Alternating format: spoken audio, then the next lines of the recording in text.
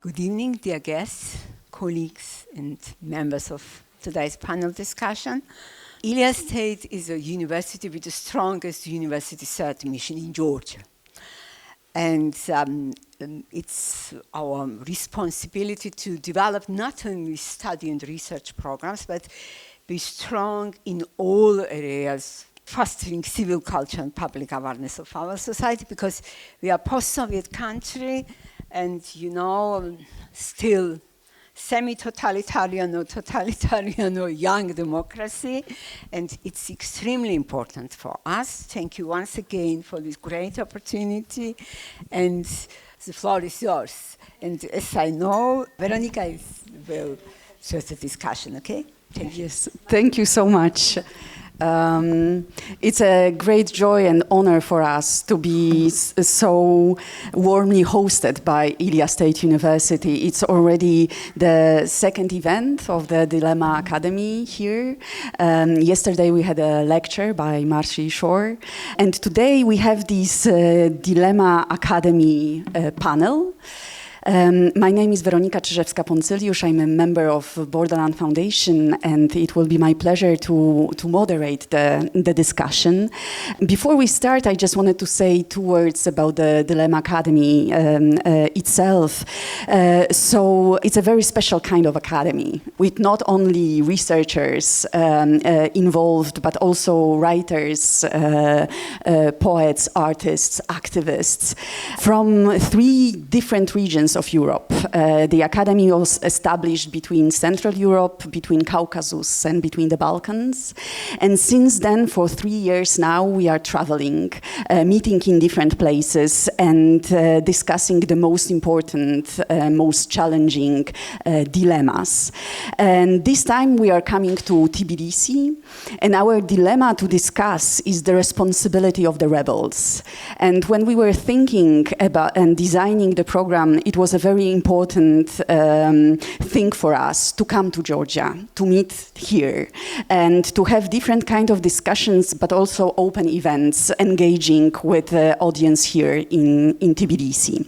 And this panel today is designed to show you the map of the Dilemma Academy. So we will have people from all these 3 regions represented in the voices that you will hear today. And also to share with you some of the elements and most important aspects of our discussions. Responsibility is in the center of it, but it evokes also questions about solidarity, about freedom, about protest and negating, but also the responsibility of constructing.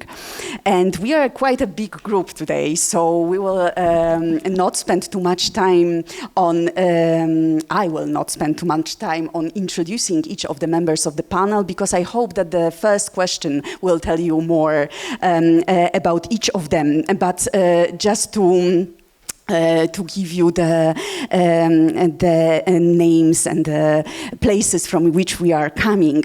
So tonight we have with us Monika Herceg, a poet and activist from Croatia.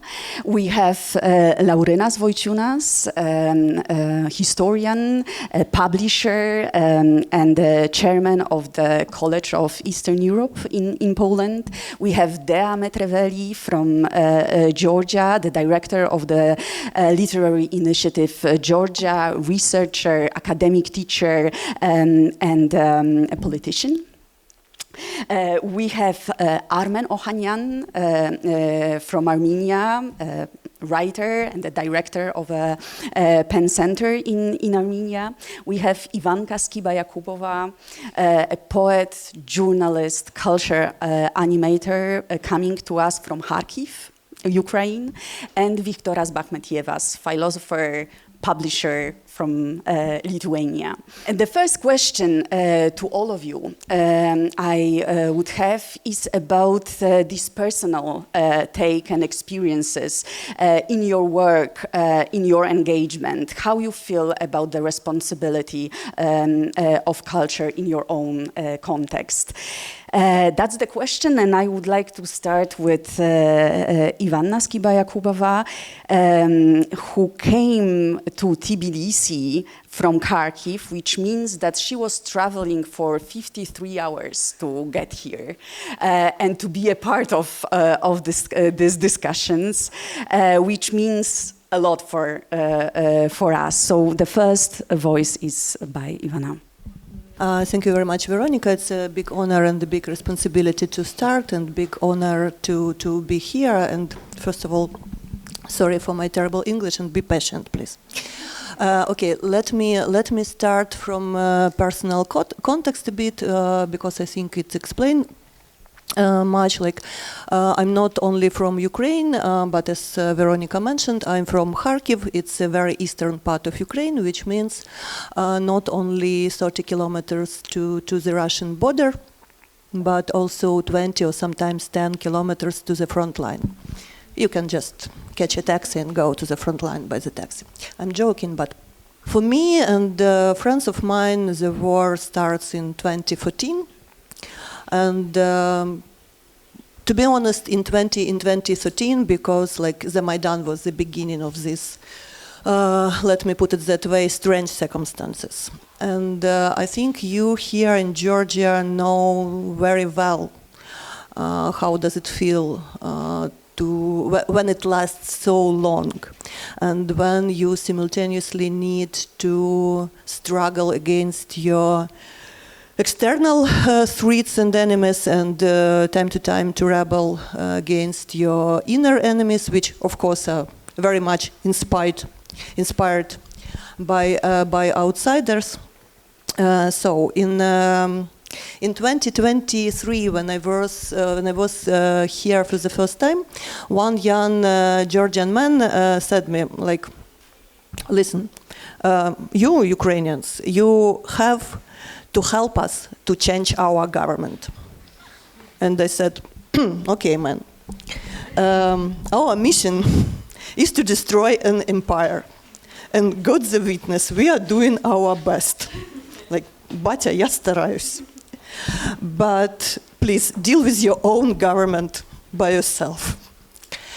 And the way you Georgians look at us Ukrainians today is in the same way very inspiring and encouraging, but also sometimes it is very oppressive. Because, you know, like psychotherapy tells us, like, read out of the Messian complex. And the world tells us, please destroy the empire. But can't you do it? Like, just destroy the empire. A good friend of mine in Alamadze asked me the other day, like, that fact that you stay in Kharkiv, you choose to stay under constantly shelling. Do you perceive it like a mission or just like a routine? Yeah, and it was a very good question, you know, because it's a very big temptation to say like a mission became a routine, and then we should draw around us something like Marvel costumes, you know, and I think I should be Wolverine or something like that. But heroism is a very short-term condition. Yes, very short-term act. No one could be hero like from the morning till night, but you know, like when we are the part of this constantly rebellious, constantly fighting society, I think we should build our own routine like that way that if the moment knocks at your door and the history asks you to commit an heroic act or just an act, it's better for you to be here. The moment could never come, and it's okay. But it's much worse when the history is knocking at your door and you are not at home. But still, let me tell something about this feeling of like pressure. Yesterday, Marcy Shore, in her brilliant lecture, said, like, I have a dream that after the war, Ukraine will build some amazing new world with green energy, with accessibility in the cities, with deep and honest historical studies, so on, so on, so on. And it should be very inspiring for me, yes, but instead of it, I like pressed myself into the wall and feel like, can we please just survive? Please take out these hopes from me. Like, again me again, here and here and here and here.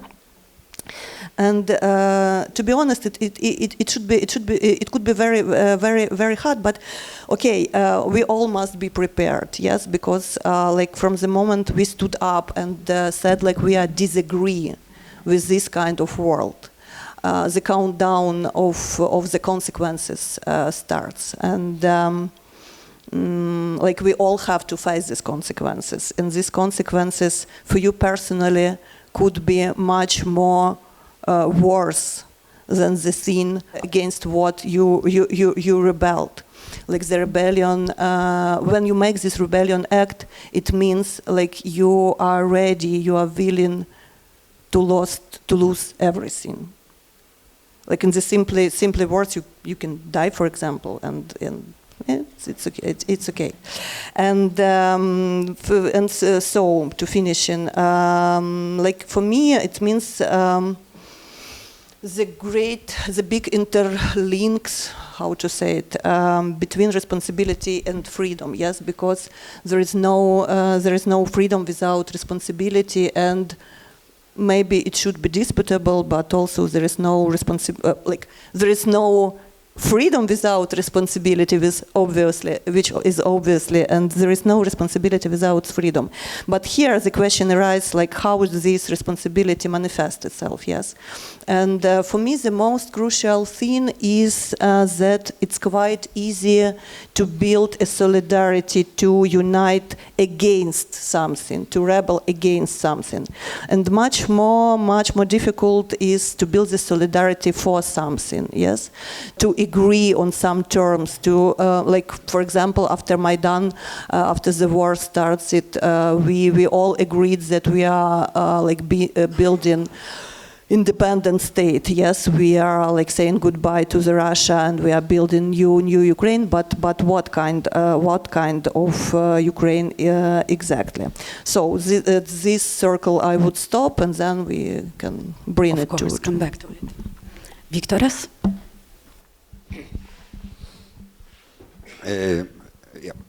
Hello, everyone. It's a pleasure to be here. I think Dilemma started in Georgia, so it's kind of going back to our roots, going to Georgia.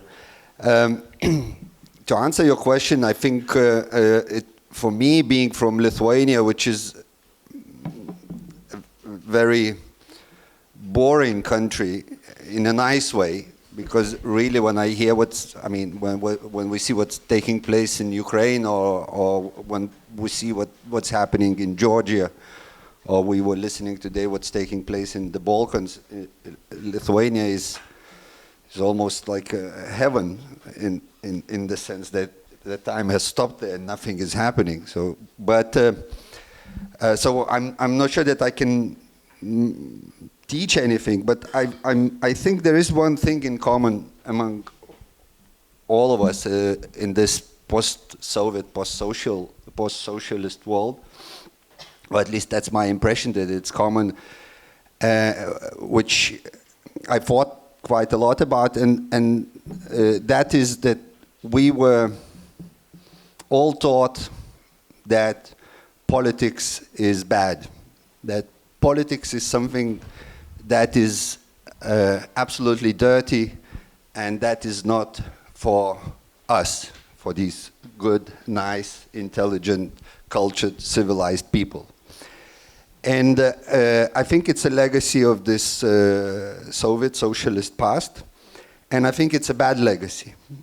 And one of the things that I try to do, and that I think I've learned, and I try to work on that, is that, yes, politics is not the most beautiful sphere of life that I can think of. And at the same time, if I don't get involved in that, then I'm not taking responsibility for my life and for my community. At the same time, it seems to me that it was almost futile to get out of this, to this very strange, very bizarre, very surreal system that was called Soviet Union. It was futile to leave that if we do not get engaged in politics in this sense in which ancient Greeks intended it. And by politics they meant common affairs of the city, common affairs of the community. To me that's especially important because we all now in the world in the era of social media, we all are used to talk about bubbles, about social bubbles, and if I would have to think about the bubble in which I live in, it's mostly, I have to say, people of culture, people of academia. And in that bubble especially, people tend to think about politics as something beneath them, something that, I don't want to get involved. This is for lowlifes, if you will. This is for people who have lust for power, and I'm just above that, who have greed for money, and I'm above that, and things like that. And so there is this snobbishness, if you will, about politics and politicians. And at the same time, which I think is quite funny, people of culture tend to always complain about politicians. So no one of them wants to get involved in politics, but they all are so eager to talk about how there is not a single nice, proper, intelligent, noble politician in the country in which they live. I hope you recognize that experience. I hope it's not just my private experience in Lithuania. I have a feeling that this is quite common, at least in this post-socialist world. And so I think there is a contradiction in that, and I think we have to address it. This is not to say that now, we all will stand up and go and take part in our local elections as candidates. I don't think that should be that primitive. But at the same time, I think it's important to acknowledge that we, whatever we want to call it, intelligentsia, to use this old Russian term, or people of culture, people of intellectual work, we are not above our societies. We are as much members of our societies as all the other professions that are inhabiting our societies. And that means we have to get our hands dirty. We have to get involved in politics. I'm afraid we have to engage in conversation with all those politicians that we like to despise and look from above. So if I would have to say in one word what is my responsibility, how do I practice that responsibility, is precisely that: be political. Be political in this very, very trivial sense of engaging with politics in my own community. Fortunately, among us, we also have Medea, who is the example of this engagement and taking the responsibility also in public life. Thank you so much. I would like to thank our nice audience. Thank you for coming. I would like to start with the latest information that we learned just yesterday. And today we just saw students protest in front of the Ilia State University.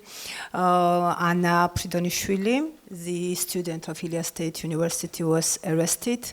This became our everyday life, that we observe and following this terrible news, how our ruling party is just catching people in streets, young generation, and then we are wondering why young generation and students are leaving country, why migration is increased from Georgia. So this is our reality, our daily reality. So solidarity, our solidarity to Ilia State University and to all our Georgian colleagues, friends, students who are under these strict repressions. So as for the topic we are talking today, it's very, very important topic, and thank you being with us, because it's very, very important for me what I'm saying now.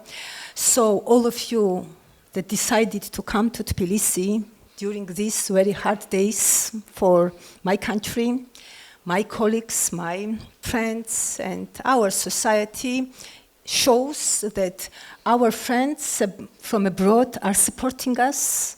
We are visible for them with our problems, with our challenges. The same, I would say, for Ukraine, for Armenia, for all countries that face challenges. And we in Georgia are following and are informed about all problems that our countries and our societies have, and we are in solidarity with you as well. So thank you for being with us. Yes, from 2010, when I was appointed in the Ministry of Culture, and Georgia National Book Center was established afterwards.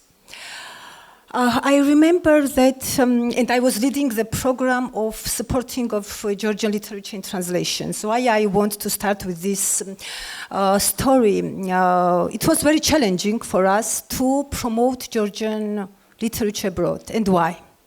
When we are visiting international book fairs, to sell rights of Georgian writers, yeah?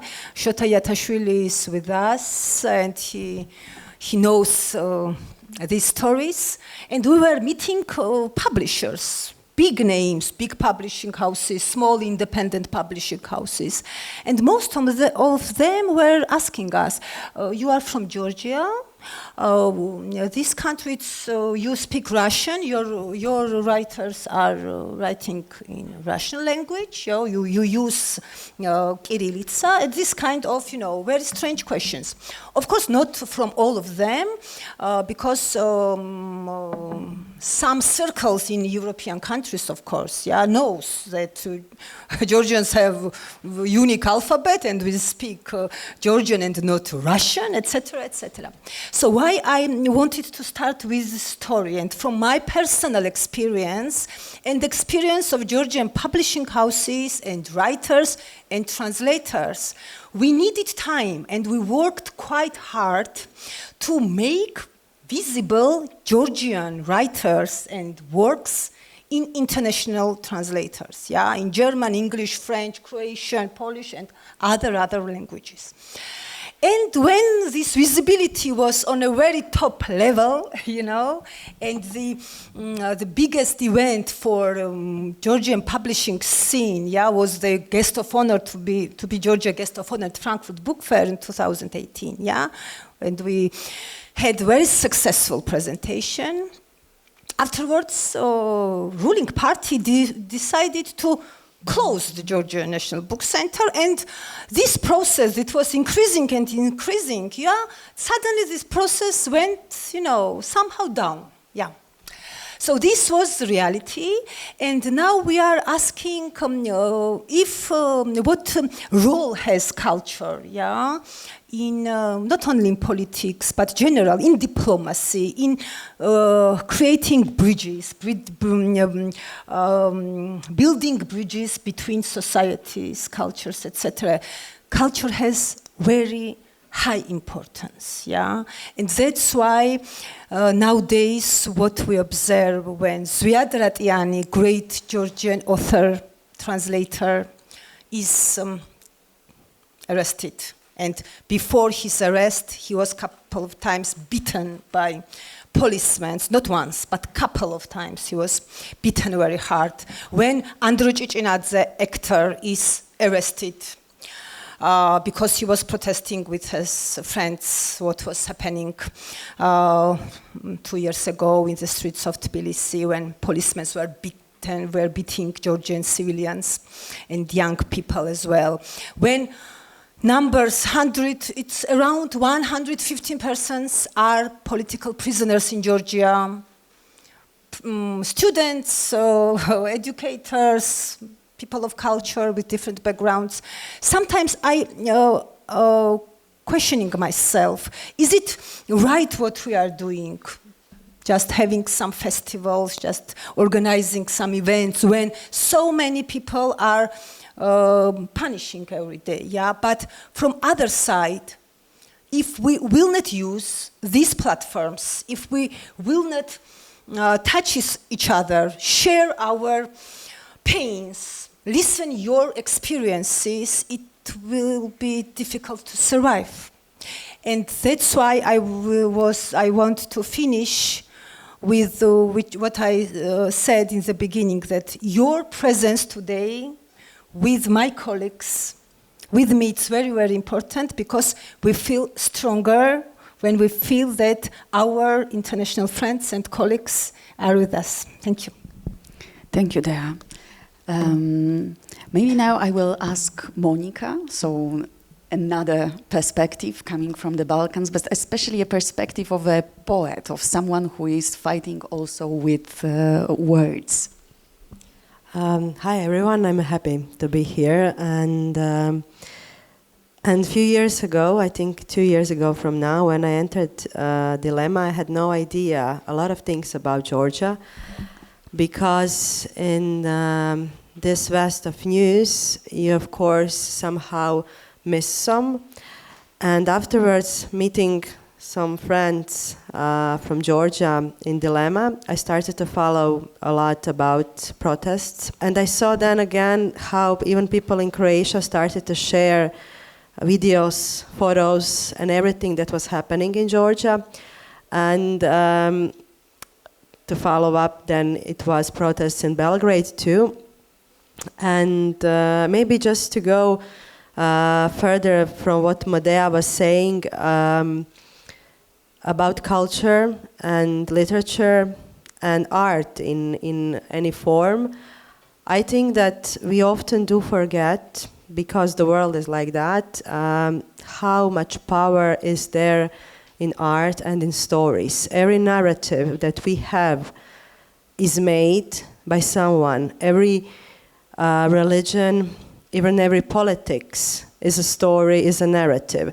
So the most powerful the most powerful thing for me a human being has for his own being and for the society is a story. Is a story we tell, and the story, of course, we are told.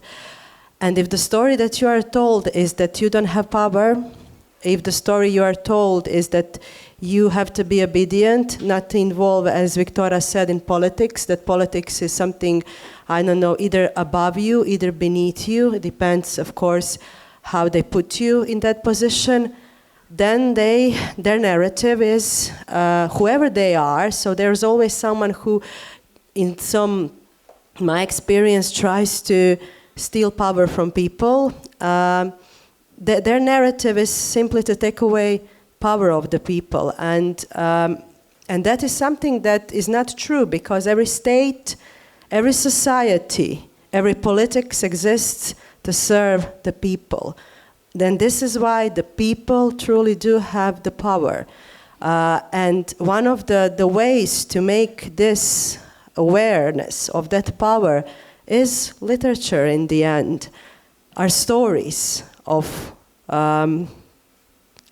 people who overcame their troubles and their politicians who throned their kings and so on.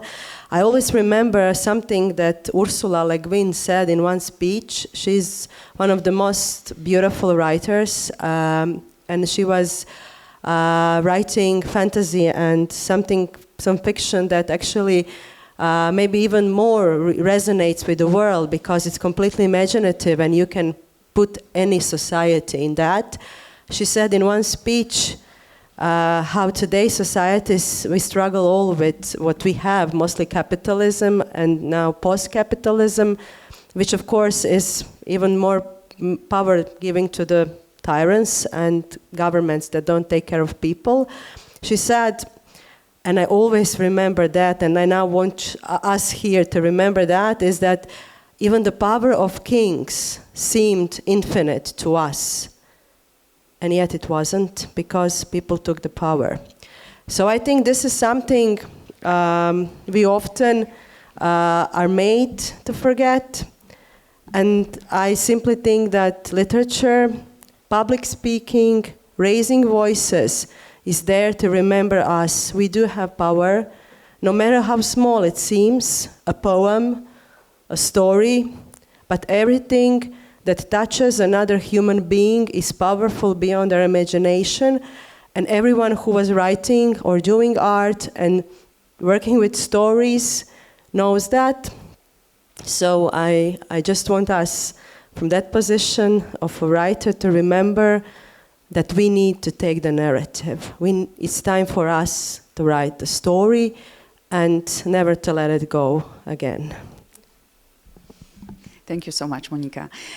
Armen, as a writer and as a leader of many literary programs, what is your perspective from Armenia? I also start with Gamar Joba, Didi Madloba for hosting us. I've been starting from early 2000, I've been in Tbilisi every year and I've seen a lot of ups and downs. And I remember in 2000, when was Tbilisi UNESCO's literary capital? 3 years ago or 4 years ago? Yeah, just war in Ukraine, invasion.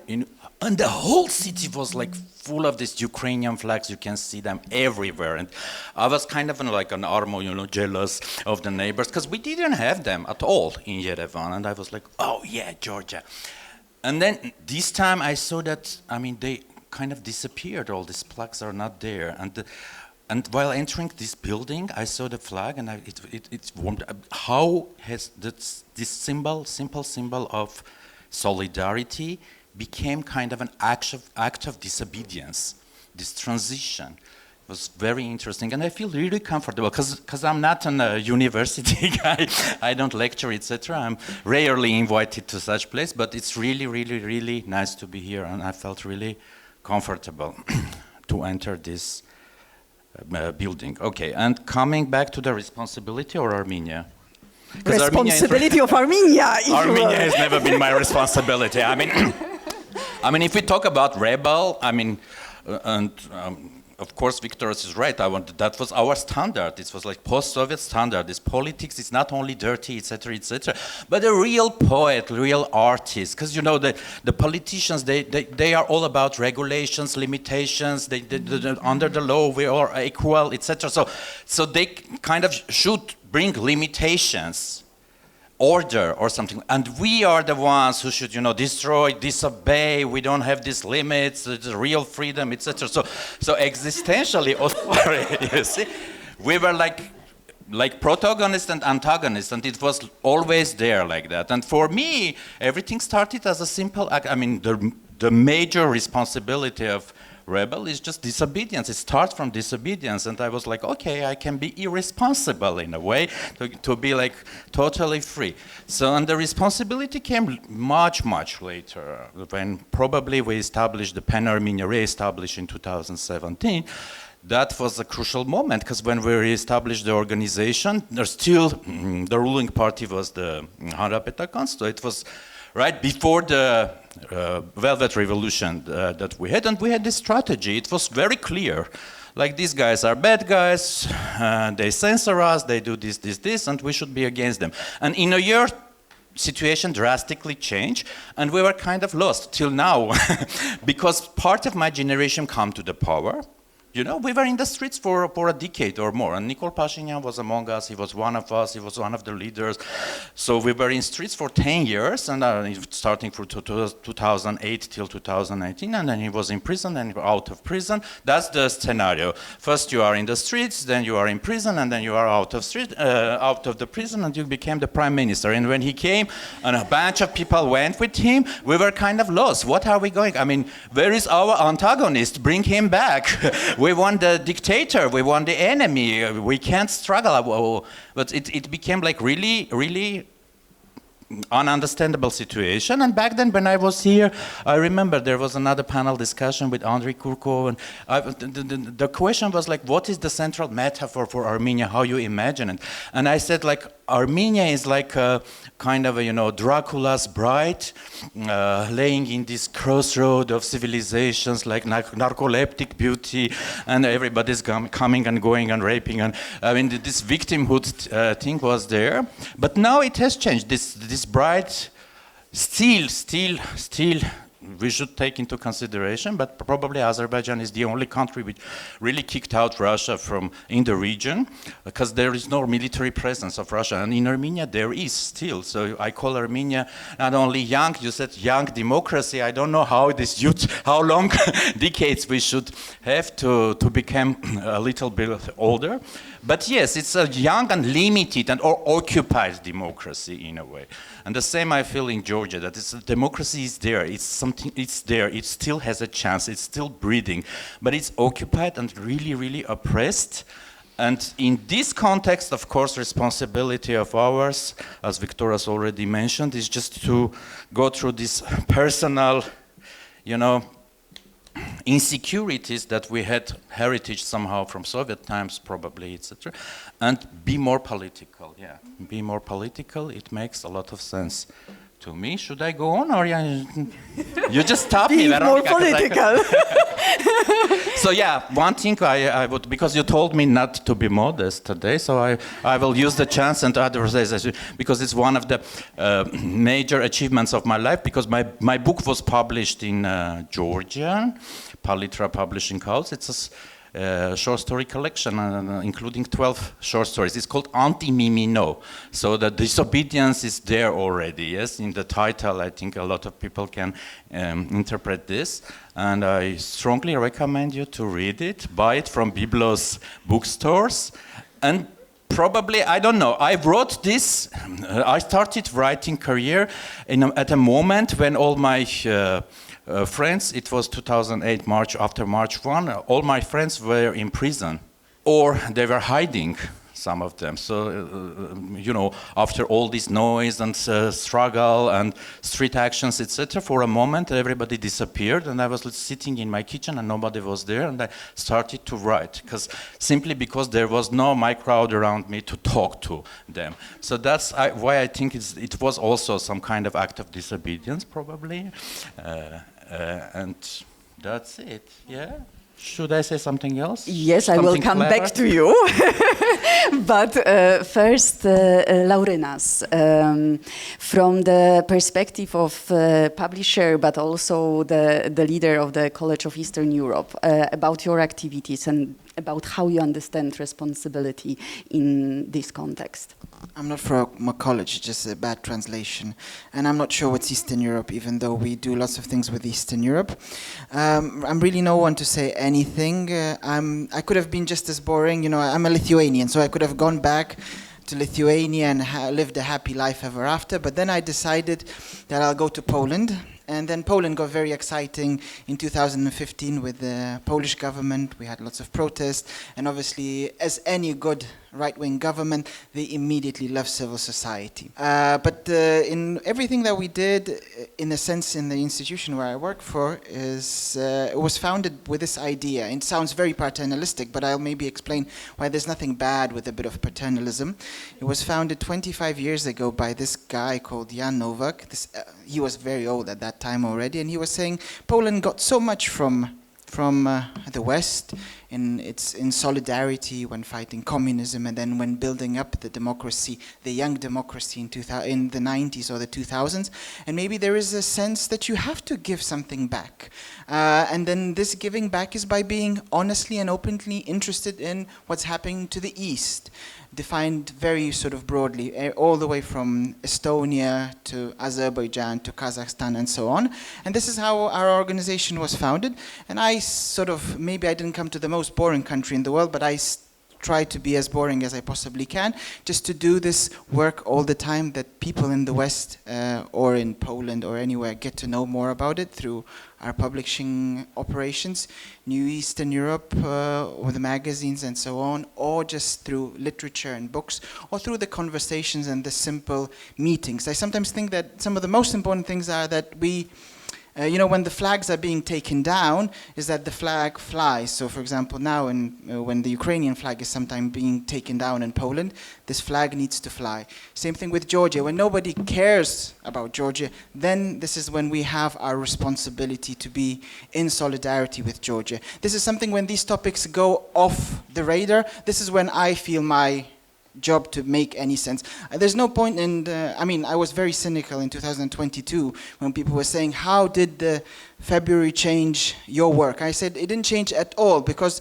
everyone is now supporting Ukraine, and this is not the moment when we need to be, as an institution, the most active. Same thing when these high moments of emotional energy are happening. There are other societies, everyone is interested. But one of the most important things for me, and this is my responsibility, when something goes off the radar, when something becomes boring, when something, this is what the autocrats want to do. I mean, the autocrats they don't want it now, they are very clever. They don't want these big protests, they don't want these flashy moments. They want to do it slowly in the long term. They want to kill off things over, as Armin was saying, over 10 years. So this is when we have the biggest responsibility. Because the same thing has been happening to Poland. And we were saying after 2015, we were going to the West and people were like, you're from Poland, this is going to be an autocracy, ha ha. And there was this feeling that everyone was looking down at you because of the government and the things that were happening. But there was also lots of solidarity. And I think this is the most important thing, is that maybe we might not even feel in solidarity with some of the people in our societies, but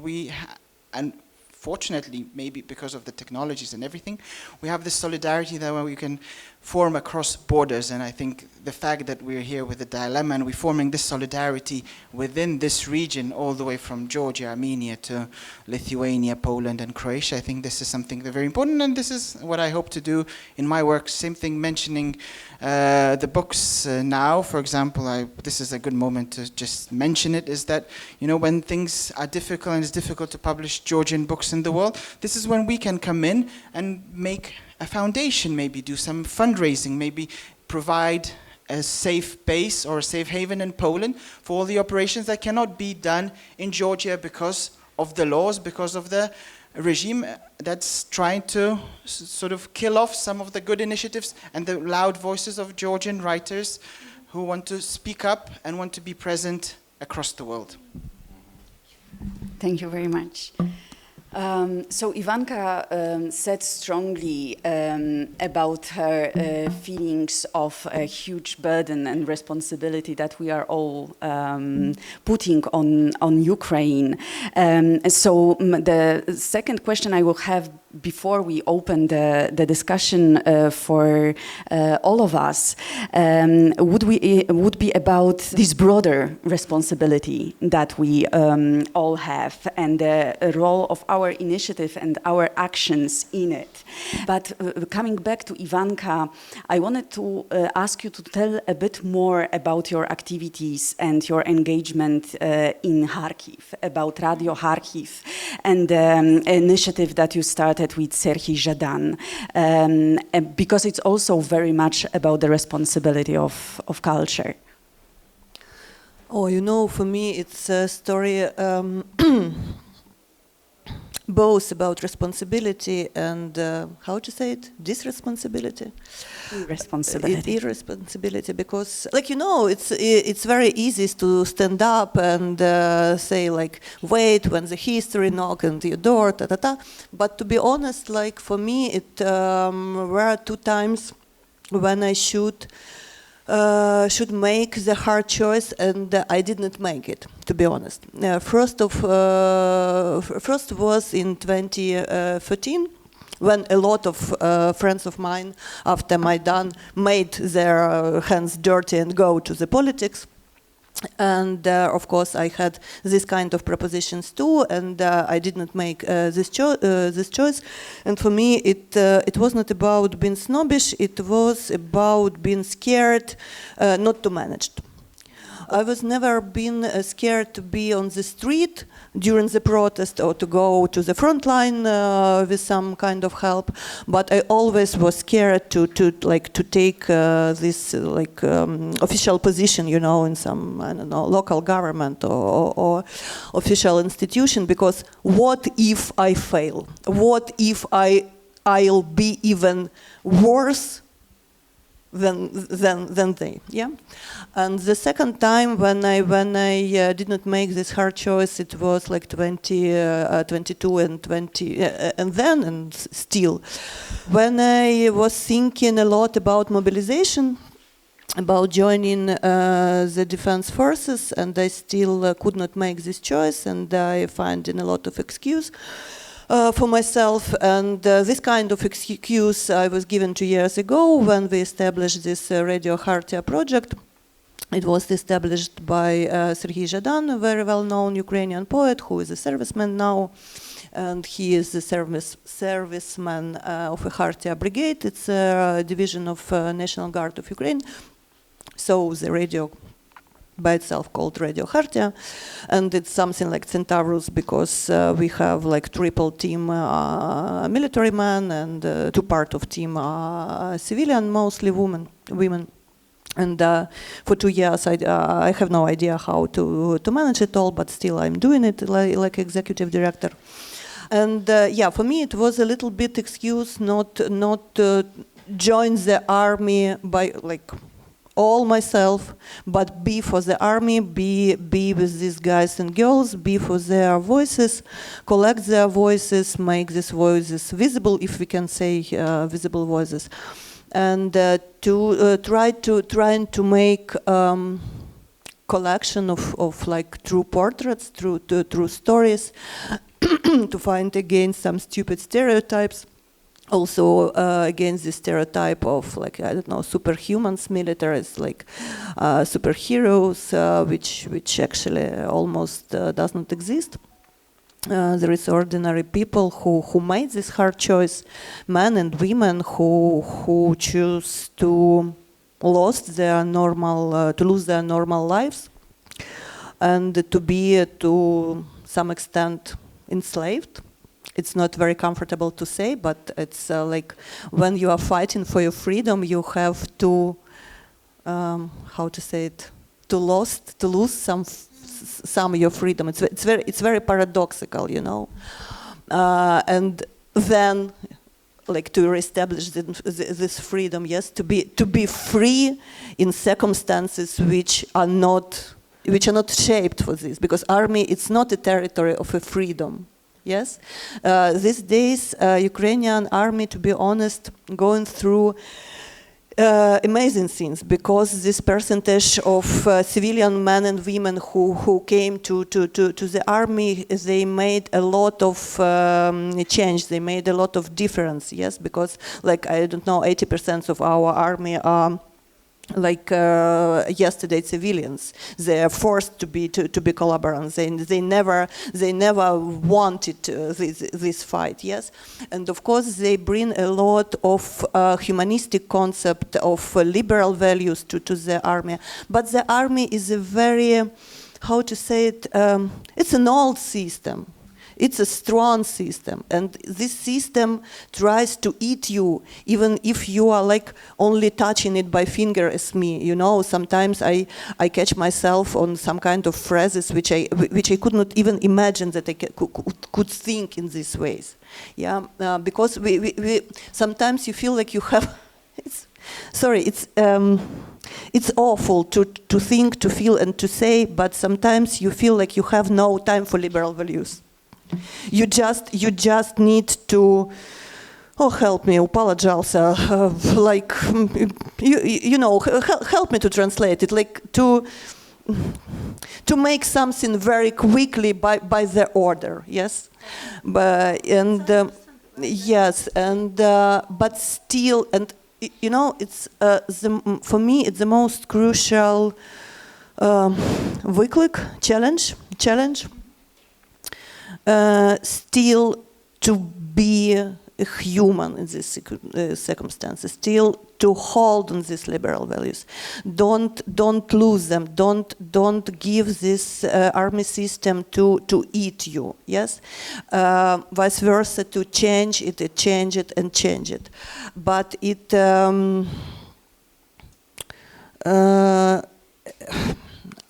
I don't know. Everything is very connected. Even the language we use. Now I feel a lot of like how does this language change during the World War? I mean, these interconnections between military man language and like normal language. Yeah, and it's also a struggle not to. Sometimes I feel myself I talking like an old sergeant. It's not very good for a poet. Yes, but still.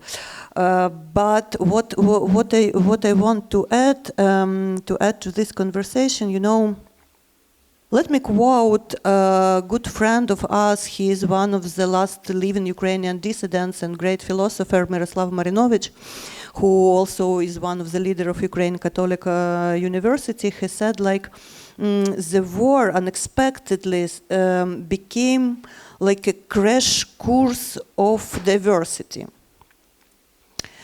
Because the Maidan firstly, and then these war circumstances, this common space for people who maybe before had no possibility to meet each other, made a lot of difference. Like, I don't know, in one trench you can see Muslims, Jewish, Orthodox, and agnostics, atheists, gays, lesbians, unsexuals, capitalists, anarchists, communists, I don't know. All the people who just choose to be Ukrainians, and homogeneity does not mean unity does not mean homogeneity. Yes, and for me, like, to close the speech, it was very unexpected that this respect to diversity unexpectedly comes from the religious society. Especially from these military chaplains.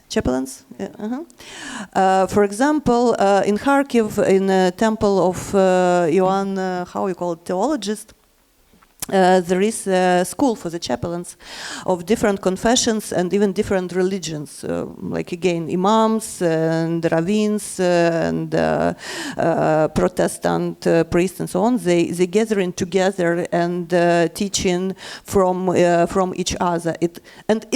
It's unbelievable when imam and Protestant priest sharing common humanitarian aid to send it to frontline, to some village. When like a good friend of mine who is Orthodox priest recommend me to go to catch for the interview some Catholic or some Protestant.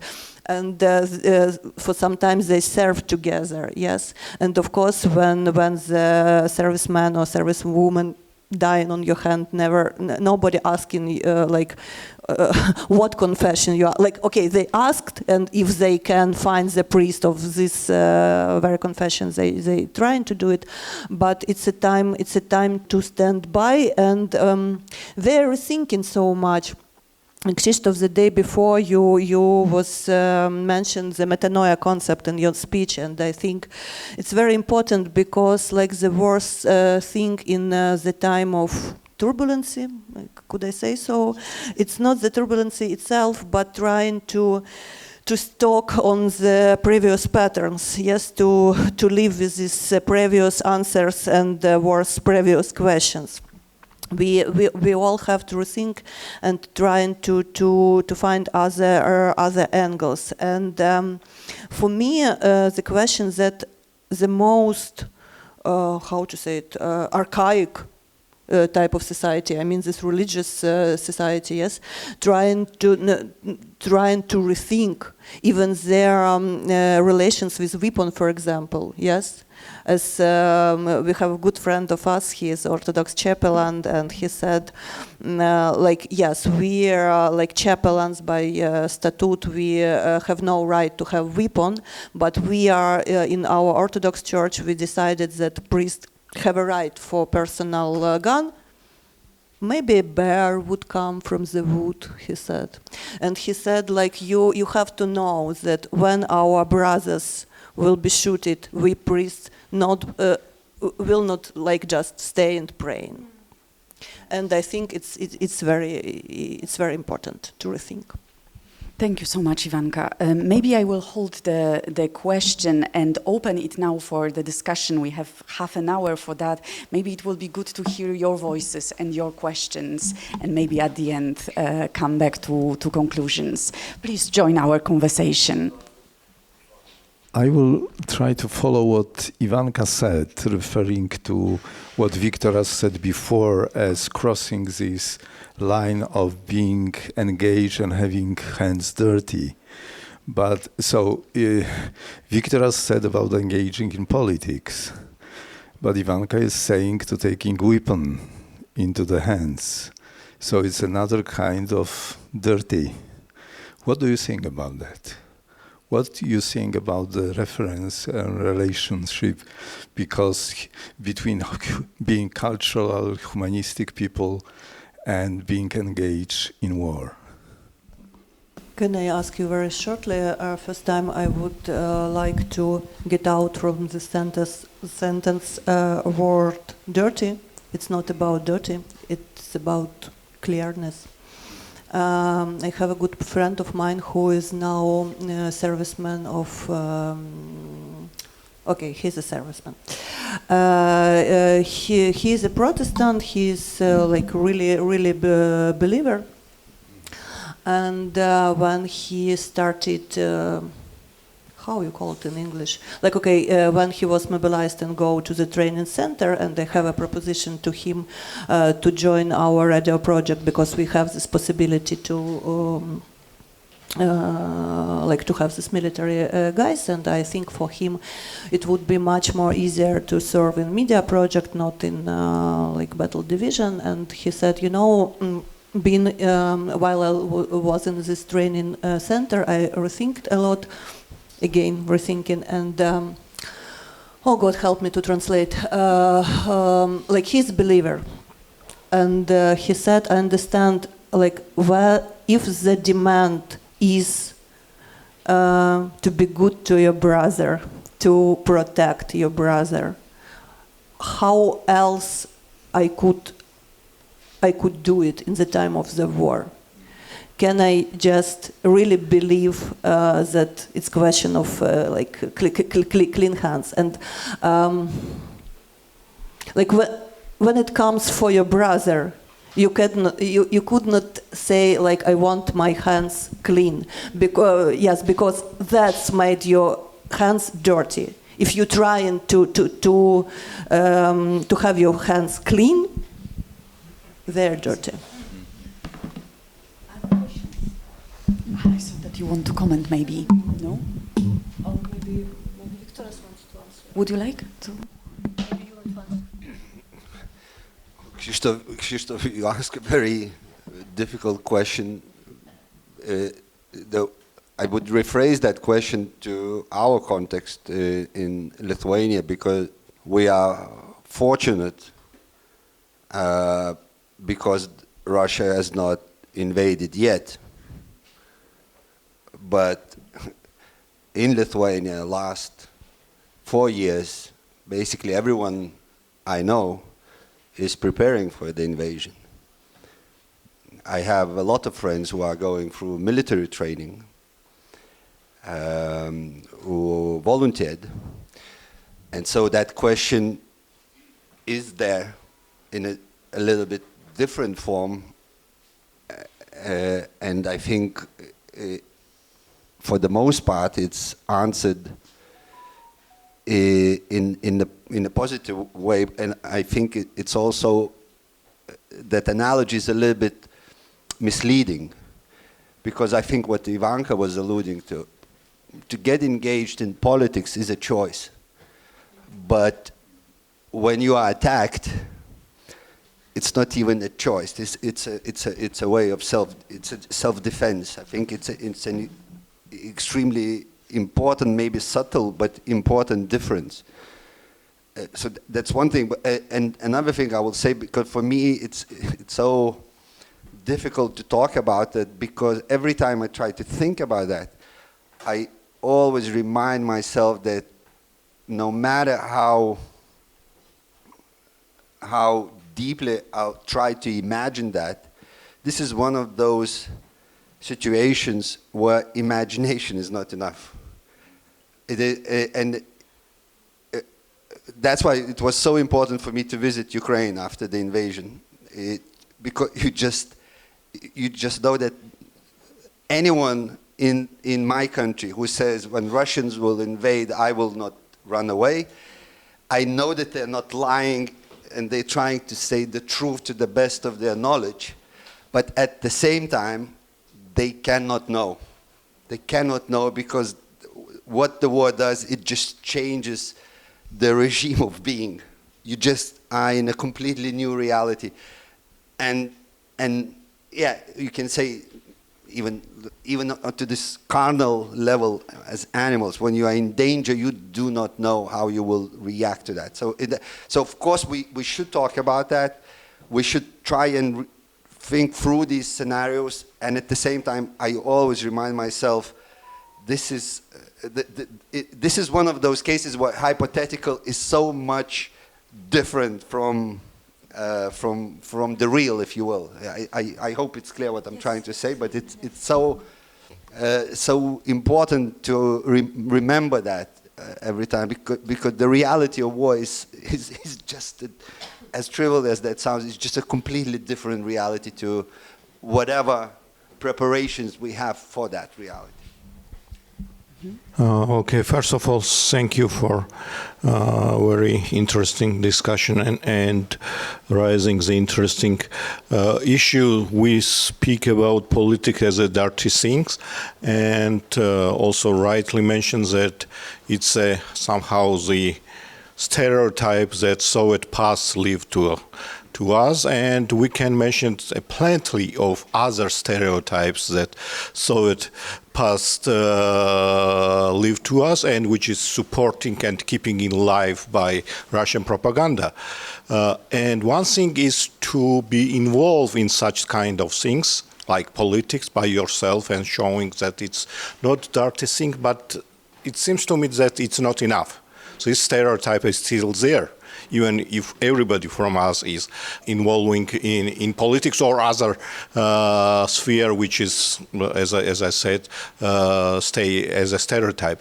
So how you feel, and what is your roles as a humanitarian, as a poet, as a thinkers?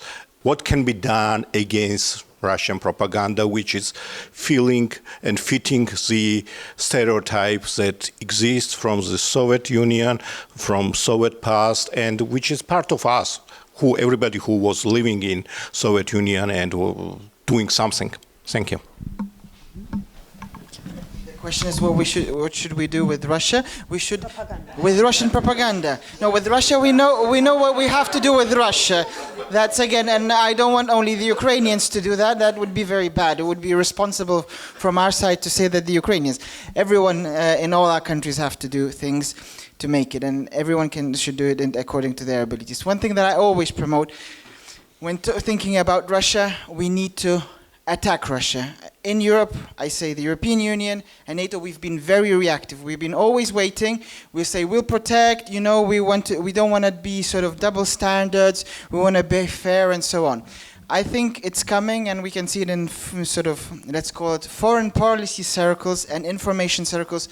There needs to be attack on Russia. We have to sometimes make our hands dirty, and this is one of the things that we have to do. We have to attack Russia with the most saturated, most perverse, most disgusting propaganda. We have to hit back at them, just like we hit with sanctions, just like we hit with supporting Ukraine. We have to be horrible, and we have to send a horrible message to the Russian people about their government and the way it looks. So I think yesterday Masi Show quoted Peter Pomerantsev. It's one of also his ideas to just throw shit at the Russians, so that they have lots of their own shit, but that they have a bit more of it. And I think this is the way that we should be doing. I think we should be promoting our European society. I mean, it sounds very not cultured, but in my work, sometimes I read books and I pretend to be nice, but at other times I have to be somehow peaking with people who think about other things which are not always nice. And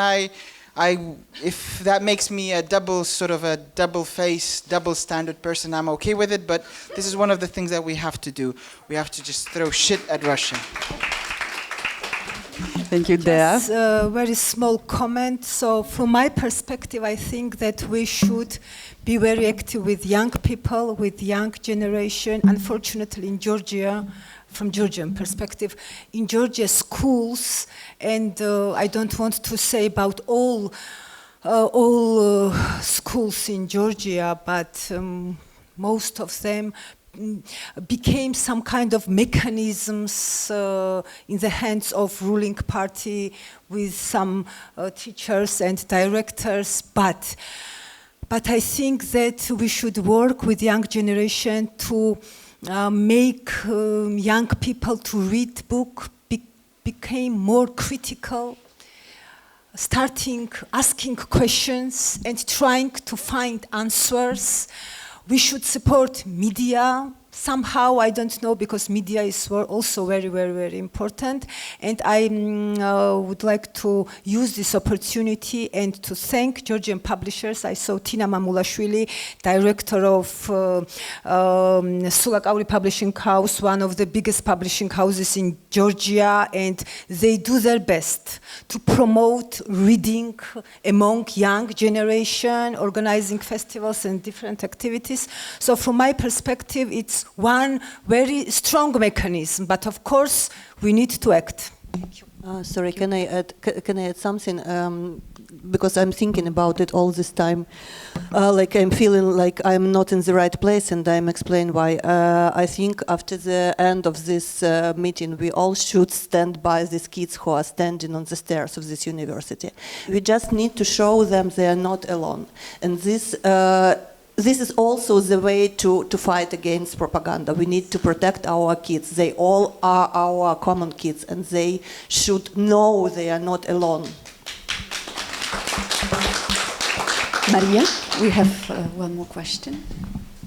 One more question, maybe it's breaking the topic, but what you said and also what Monica said reminded me of it, because in Siena, in the town hall, there is this fresco which shows the allegory of good and bad government.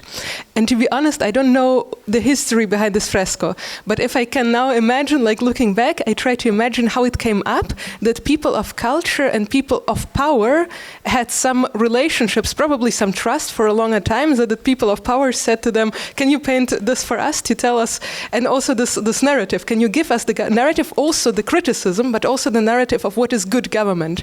So I wanted to ask if any of you have stories of such relationships and of narratives which form good government, like which tell also that power is not only having the getting your hands dirty, but just as Ivanka said for the army, also a clarity, that power is also about clarity.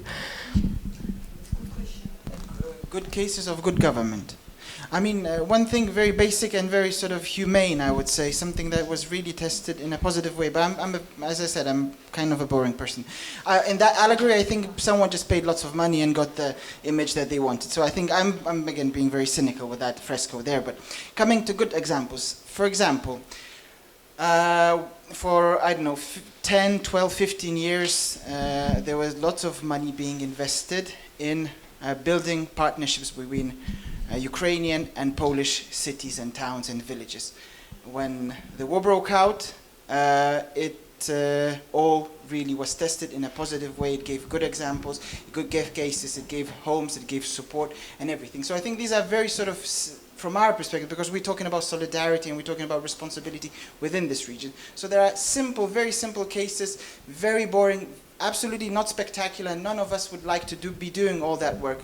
Building these really human level, lowest level, village level partnerships that are really tested, and they can show the perfect example of good government in very, very critical times. They might not seem like a waste of money in good times, but they really bring in a huge value when times are really bad and when we are faced with a crisis, a war, or anything else very bad.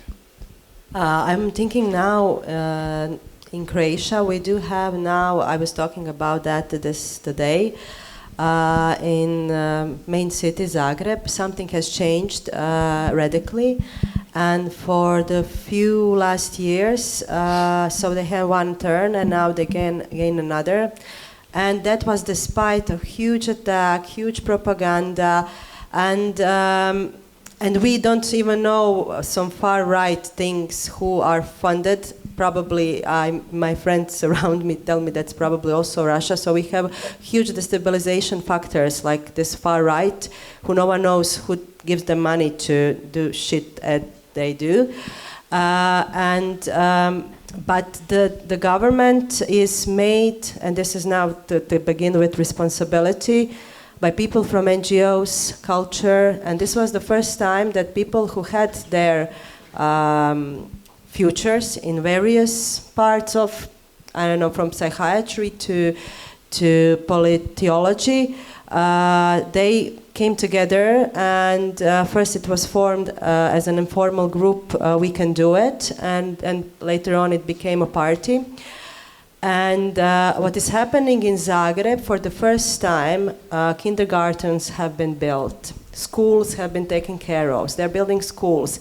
There's so many problems that, of course, during one bad mayor who stood there for 20 years, connected mostly with mobsters, were completely devastated. It's hard to, move the ship. It's hard to move, they say, Titanic, especially when the infrastructure was made by those who weren't governing. But they are, trying. City of Zagreb gave to the culture more, I don't know how many times more than state does from its income. So they are investing in huge projects as cultural infrastructure also. They make mistakes on the way, of course, everyone does. But they are open to learning.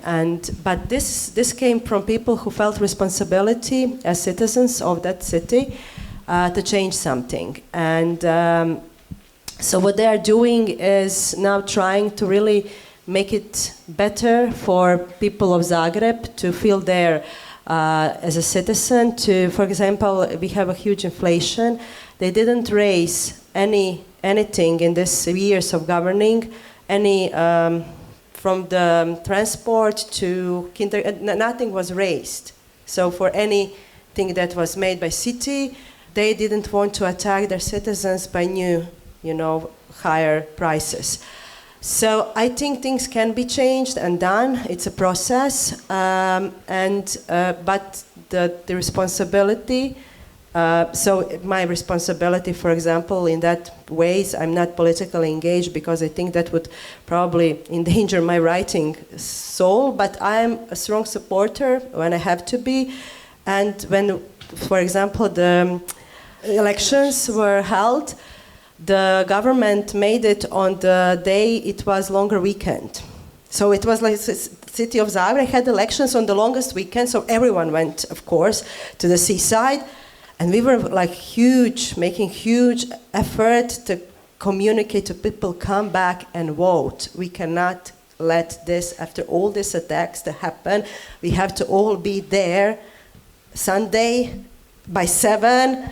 So people were getting in their cars in the morning, sitting in the huge, transportation,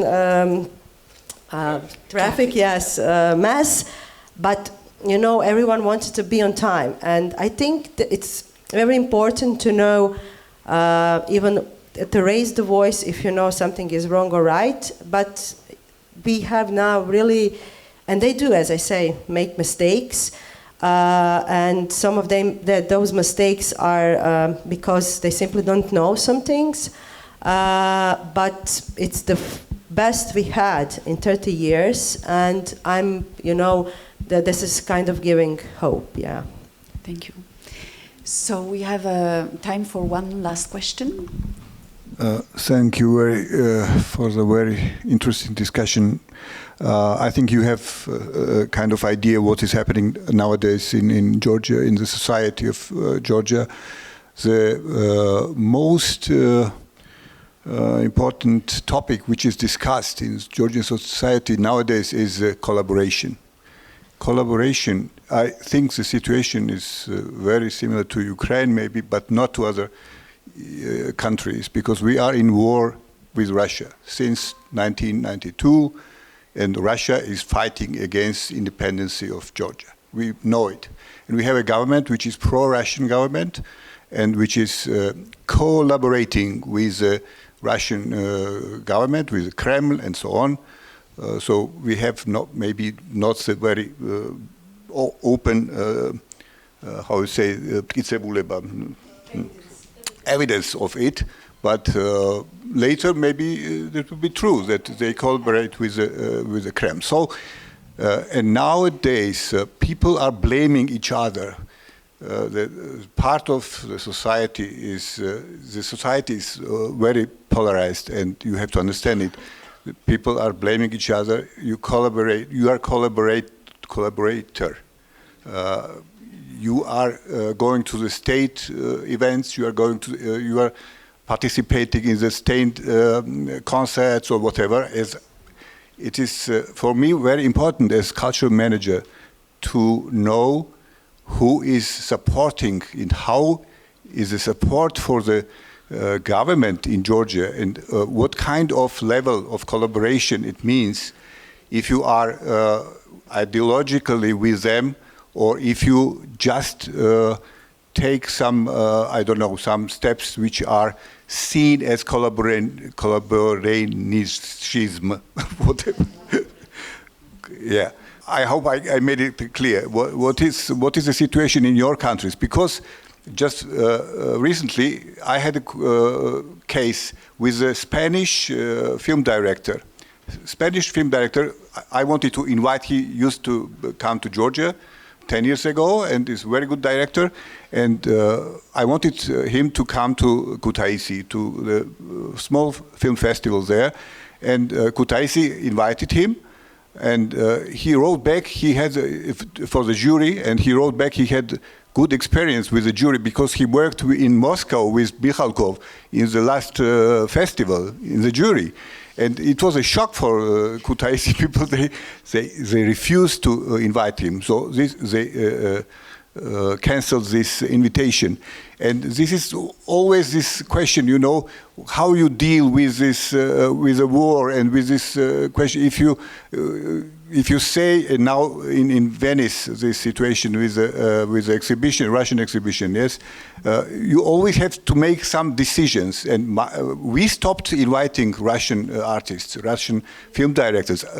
I'm very sad about it because we have very good friends. They are not pro-Putin people, but we stopped because we are in the war with Russia. So you can explain it. It's very easy. But maybe for Spaniards in Spain, it's not understandable. Why should they cancel some cultural event or whatever?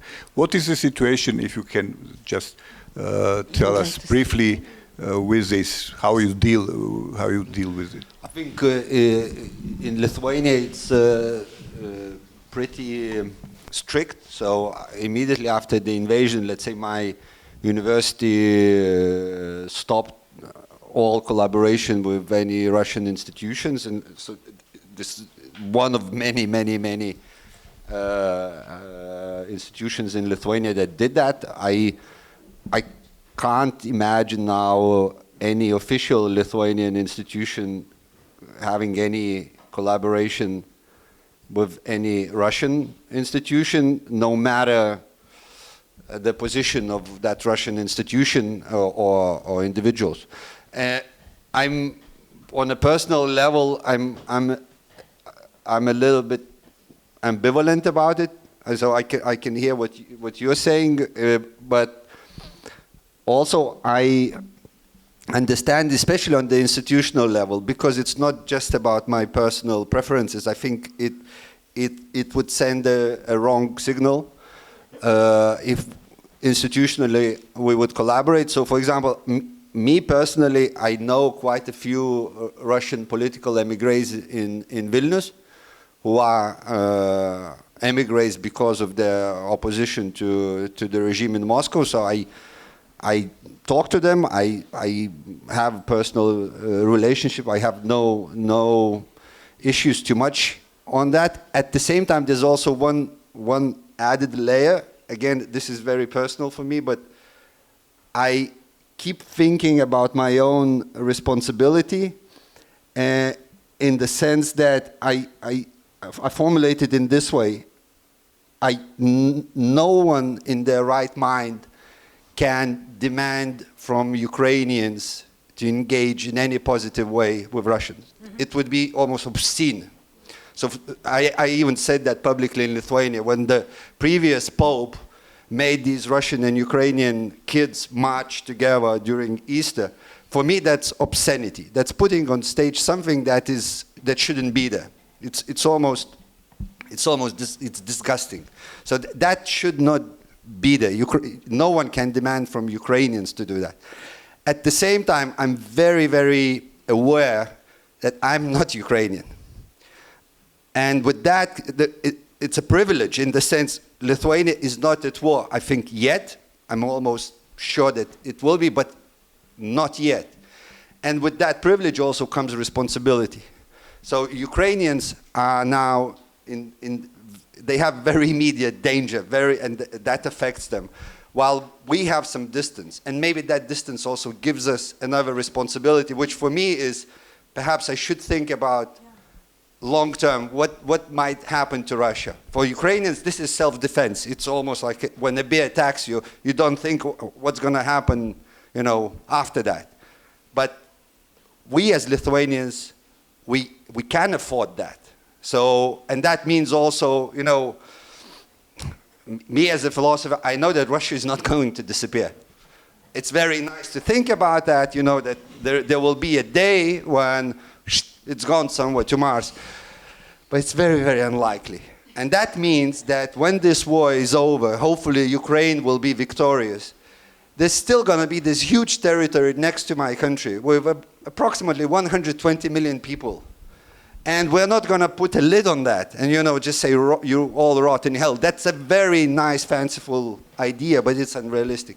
And that means someone has to start thinking how this was going to look. And perhaps we can still afford that. That's my thinking. At the same time, that's very private thinking. I'm not even advocating that in Lithuania on an institutional level for reasons that I just said. So that's my answer. Thank you. It seems you would like, please. I'm very emotional. I like these questions. It triggers me like I don't know if I wasn't a teenager. Russian culture is great. That's why we can take a 25-year break from Russian culture. Russian artists can write to as they say, to the drawers, and nothing bad will happen. We can use the time to invite Ukrainian authors, Georgian authors, even Lithuanian authors.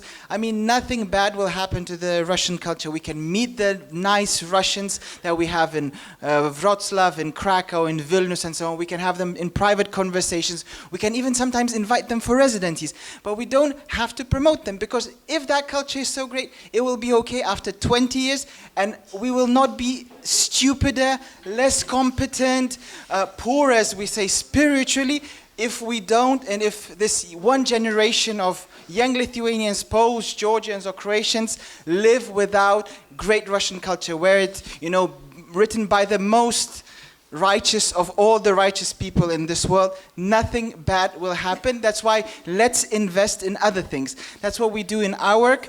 There's so much even in Poland that has huge history and has done much more for publishing Ukrainian literature than any other country in the world. But there's still so much to discover from Ukraine, from Belarus, in Belarusian language. I'm very strict. No Russian language in Belarus. I'm a Belarusian nationalist in this respect.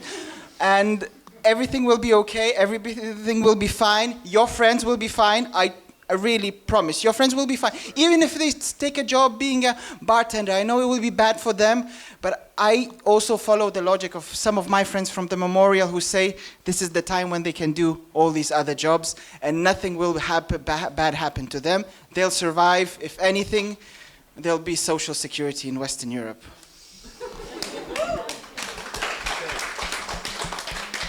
I just will add to him that, yes, I think that when someone is a victim, people around them suffer too. So there is no one single victim that is only suffering, which we can, go through, I don't know, from family violence to the war.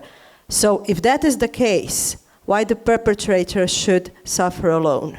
And I think this is the analogy that we need to understand. There is a huge responsibility in every society to understand that they are feeding and giving space to the evil perpetrator, or at the same time they're suffering as a society because being a victim. And if, as I say, this is standing for someone who is under attack, I don't see a reason why the responsibility should be not taken vice versa. So I think that entire societies, no matter one man, do have responsibilities for that one fucking man. And I would sign that in Croatia for my responsibility, And I think that, and if we are to think about that way, we can always, put some things like we had apartheid in South Republic, and without a lot of pressure of entire world, I think situation would not be different. So that means, yes, if your culture is so beautifully great and you want to stay proud of it, take care of your mess and stop annoying. And you will tell, I mean, it's like when you have children, you teach them about responsibility and you teach them their consequences. And I think that if we are in a society, we are all responsible for what is happening in our neighborhood, in our garden, in our state. And that also, again, to come back to responsibility and power, means you have to take the power back, not pretend that this is not happening. And maybe if the pressure from outside is big enough, then you will maybe close, and wake up this morning and say, okay, we need to end this. They will never read Tolstoy again. But, I think responsibility is really something states that nourish dictators also, need to be aware of. Thank you. And I think this is the moment to end the official conversation. But I really do hope that this conversation on responsibility, solidarity, will continue between the Balkans, Caucasus, Central Europe, whether through Dilemma Academy or other places that we can meet. Thank you so much for coming. And once again, thank you to Ilia State University for being a host for our discussions and events.